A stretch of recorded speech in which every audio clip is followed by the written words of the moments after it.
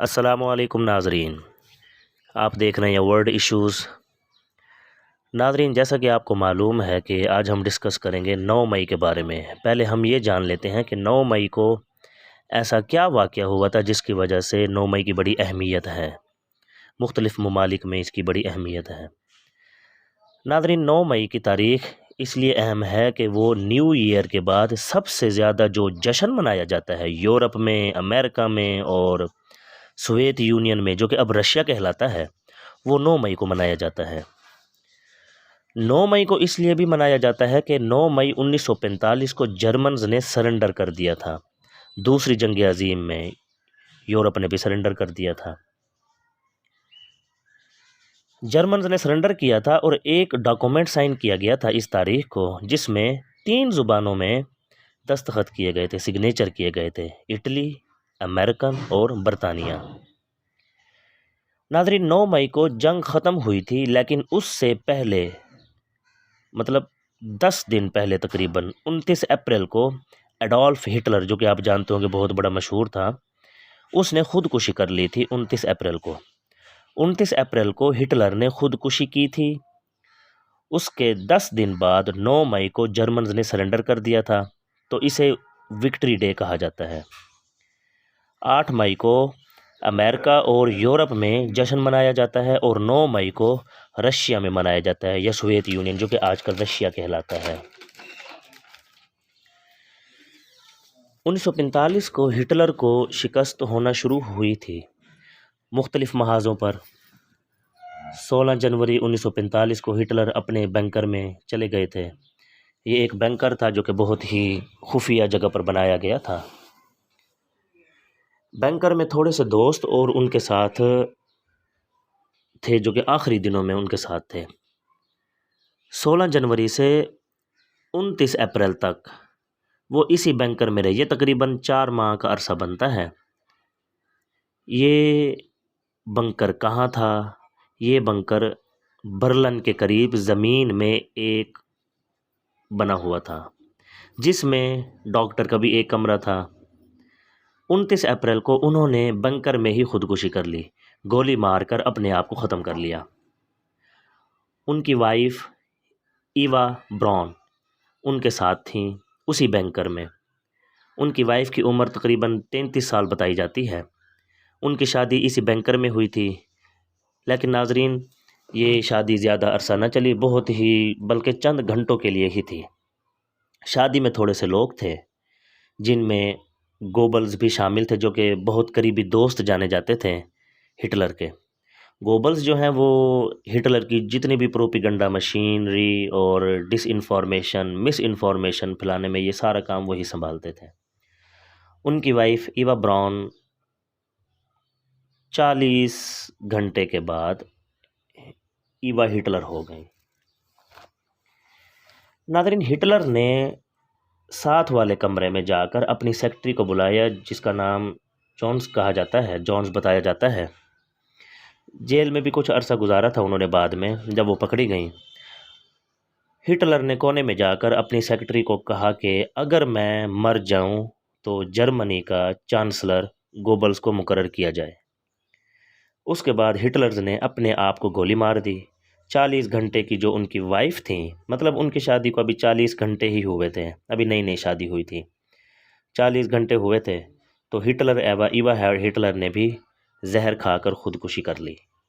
سائنائڈ، جو کہ ایک کلر مانا جاتا ہے کہ اگر اسے کھا لیا جائے تو بندہ مر جاتا ہے، اس کی موت واقع ہو جاتی ہے۔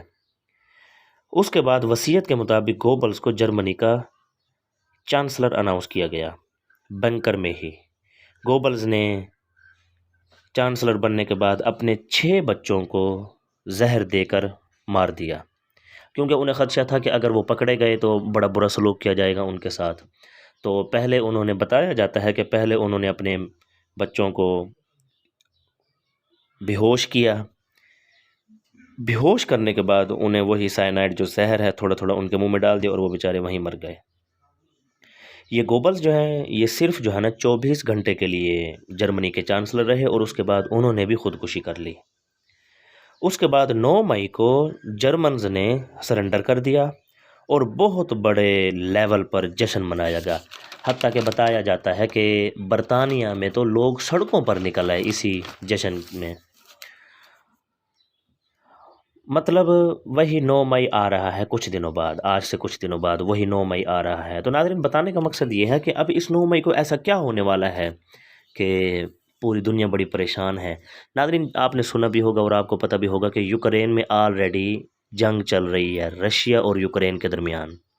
کیونکہ اس کی وجہ میں آپ کو تھوڑی سی بتا دوں کہ یوکرین جو ہے وہ نیٹو کا حصہ بننا چاہتا تھا، جبکہ رشیا جو ہے نا اسے اپنے لیے سیکیورٹی تھریٹ مانتا ہے۔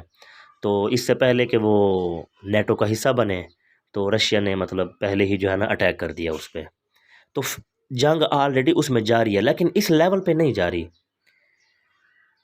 لیکن اس دفعہ جو 9 مئی کو ہونے والا ہے ناظرین، اس میں دنیا کے جتنے بھی بڑے نیوز پیپر ہیں، نیوز چینلز ہیں، جیسے کہ CNN، BBC اور باقی جتنے بھی بڑے ہیں، ان کا یہ دعویٰ ہے کہ اس 9 مئی کو اصل جنگ شروع ہوگی۔ وہ کیسے؟ کہ اس 9 مئی کو اصل جنگ کا آغاز ہوگا کہ رشیا کے جو صدر ہیں پیوٹن، وہ ہو سکتا ہے کہ اس 9 مئی کو دنیا میں نازیوں کے خلاف جنگ کا اعلان کر دیں۔ مطلب جنگ تو پہلے بھی یوکرین میں چل رہی ہے، لیکن بڑے لیول پہ وہ جنگ کا اعلان کر دیں۔ اس 9 مئی کو خدشہ ہے اس بات کا۔ یورپ، امریکہ اور دنیا کے جتنے بھی بڑے نیوز پیپر ہیں ان کا یہ دعویٰ ہے کہ یہ جنگ اگر شروع ہوتی ہے بڑے لیول پہ، جس کا خدشہ بہت حد تک کہا جا رہا ہے، تو یہ پھر صرف یوکرین اور رشیا کے درمیان نہیں رہے گی، بلکہ یہ پوری دنیا کو متاثر کر سکتی ہے، بلکہ یہ جنگ پھیل سکتی ہے، جس سے پوری دنیا میں گروپس بن سکتے ہیں۔ گروپس تو تقریباً آلریڈی بن ہی گئے ہیں، 2-3 طاقتیں ہیں، کیونکہ پہلے تو صرف امریکہ تھی، لیکن اب جو امریکہ ہے وہ آہستہ آہستہ ڈاؤن ہوتا جا رہا ہے، اس کی وہ کیپیبلٹی نہیں رہی۔ ابھی بھی سپر پاور تو مانا جاتا ہے، لیکن فی الحال اس کی جو آج کل ہے وہ اتنی کیپیبلٹی، وہ طاقت نہیں رہی۔ اور اسی دوران جبکہ امریکہ افغانستان میں مصروف تھا جنگ میں، اسی دوران رشیا اور خصوصاً چائنا نے اپنے آپ کو اتنا مضبوط کر لیا ہر لحاظ سے کہ اب وہ بھی اسے مطلب اس کے ٹکر میں آ گئے ہیں، برابر میں آ گئے ہیں۔ تو اتنا آسان نہیں ہے امریکہ کے لیے اپنے آپ کو کچھ عرصہ زیادہ یا کافی عرصے تک اپنے آپ کو اب سپر پاور کہلانا، کیونکہ اس کے ٹکر میں اب رشیا اور چائنا بھی آ گئے ہیں۔ تو ناظرین، یہ ہے 9 مئی کو، ہوپ فار دا بیسٹ، کہ اللہ کرے جو ہے نا کوئی زیادہ مسئلہ نہ ہو۔ لیکن بڑے بڑے جو نیوز اینکر ہیں اور نیوز پیپر ہیں دنیا کے، وہ یہ خدشہ ظاہر کر رہے ہیں کہ اس 9 مئی جو کہ وکٹری ڈے کہا جاتا ہے، جو کہ رشیا میں وکٹری ڈے کے طور پر منایا جاتا ہے، اس وکٹری ڈے کو ہو سکتا ہے کہ پیوٹن جو ہے وہ کچھ نہ کچھ بڑا اعلان کریں، جس سے پوری دنیا میں مسئلہ پیدا ہو۔